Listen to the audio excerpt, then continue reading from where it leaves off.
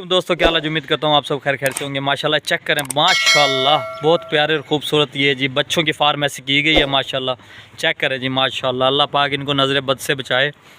बहुत प्यारे माशाल्लाह और ख़ूबसूरत ये बछड़े हैं। चेक करें जी माशाल्लाह। नस्ल भी पूछेंगे भाई से, खुराक के मतलब भी पूछेंगे कि क्या इसका इस्तेमाल करते हैं खुराक के मतलब, और क्या क्या इनको चारा डालते हैं। ये चेक कर लें माशाल्लाह, बहुत प्यारे और ख़ूबसूरत ये माशाल्लाह बछड़े हैं। चेक करें भाईजान, जानवर पालने के बहुत से मुफीद फ़ायदे हैं। हम बार बार आपको ये दरख्वास्त करते हैं कि जानवर पालें। ये मेरे ख्याल से कुर्बानी के लिए गए हैं और कुर्बानी पे इनको सेल किया जाएगा। चेक कर लें माशाल्लाह, एक सेटअप बनाया हुआ है, छोटा सा कैटल फार्म इन्होंने माशाल्लाह प्रॉपर तरीके से। लोकेशन है जी मौजा बुद्धो, सरदारपुर जंडीर, तहसील मेलसी, ज़िला विहाड़ी और लालो की लोकेशन है। चेक करें जी, माहर मोहम्मद जहांगीर और उर्फ उसको कहते हैं जी जोगी, उसने ये माशाल्लाह बहुत प्यारा खूबसूरत सा एक फार्मेसी बनाई हुई है।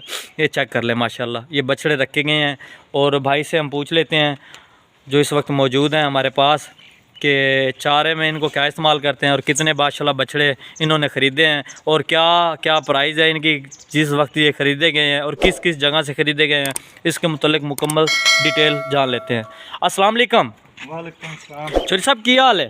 शुक्र अल्हम्दुलिल्लाह। तबीयत से ठीक है? दुआ तुसी सुना। अल्हम्दुलिल्लाह, अल्लाह पाक दा करम। एक किन्ने दा बच्चा लिया गया? एक भाजी एक 1.5 लाख रुपए। एक बच्चा 1.5 लाख रुपए का खरीदा गया। हाँ जी। माशाल्लाह, कितों कितों ले गए ने? केड़ी केड़ी नस्ल है? ये भाजी चोलिस्तानी, रुहेले ते साहीवाल हो गए, साहीवाल क्रॉस ते ओरिजिनल साहीवाल। हाँ जी।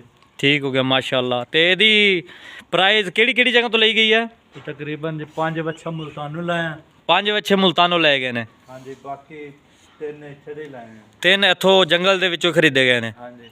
ठीक हो गया। ते माशाल्लाह खुराक दे मतलब थोड़ा दसो की इस्तेमाल करदे हो? फिलहाल इन्हां दी सिर्फ एक टाइम पै रहा बंदा, एक टाइम वंडा इस्तेमाल कर रहे हो? ते बाकी मक्की दा चोकर वगैरह मक्की दा चोकर ते डाला वगैरह, नहीं गंदम दा डाला इस्तेमाल नहीं करते? नहीं फिलहाल नहीं।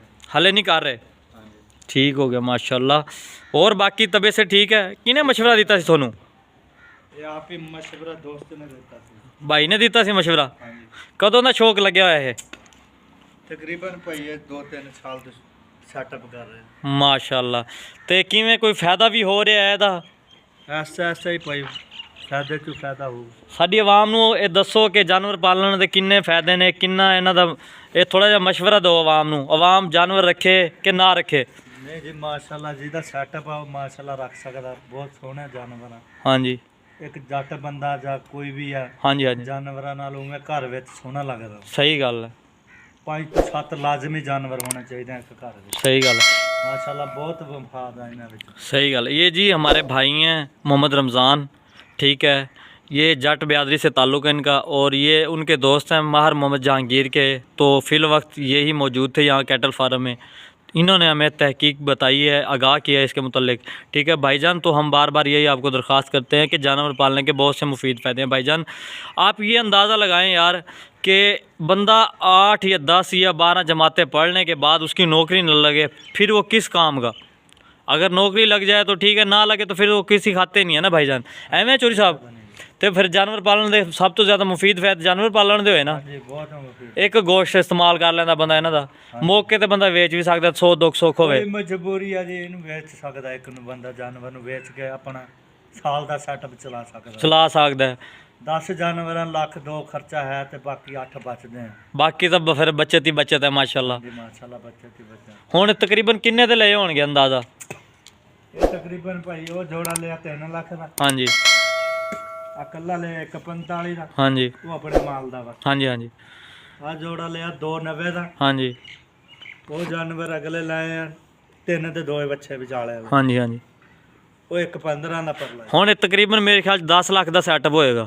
हाँ जी, ये तकरीबन 10 तो 12 लाख। 10 तो 12 लाख रुपए का सैटअप है। इस 1 साल तो बाद कितना मुनाफा देंगे? तकरीबन जी माशाल्लाह 20-25 दे कुर्बानी लग गई। सुकून नाल जाणगे ते कितना फायदा होया तुसी आप अंदाजा लाओ है। 3 लाख रुपये खर्चा जी, बाकी बचत ही बचत है। तो भाईजान जैसे चोरी साहब ने हमें बताया कि जानवर पालने के बहुत से मुफीद फ़ायदे हैं भाईजान।